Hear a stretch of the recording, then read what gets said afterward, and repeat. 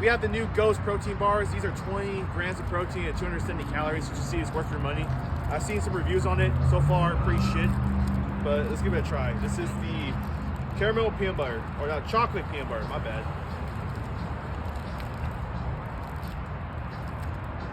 What's that one? Chocolate caramel. It's so ass already.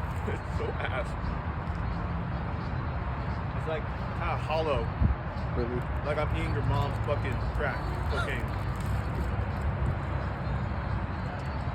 Yeah, Not bad. it's like a coconut wafer actually. I'll be honest. Very mid, but I don't like it. I get it again.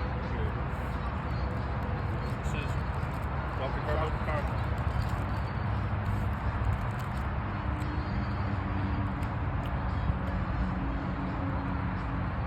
I don't like the wafer. It's weird. Chocolate caramel sauce. Yeah. That was bad. 6 out of 10. I'm giving it a fucking flat 5. Just stick to energy drinks and supplements, you dumb shits.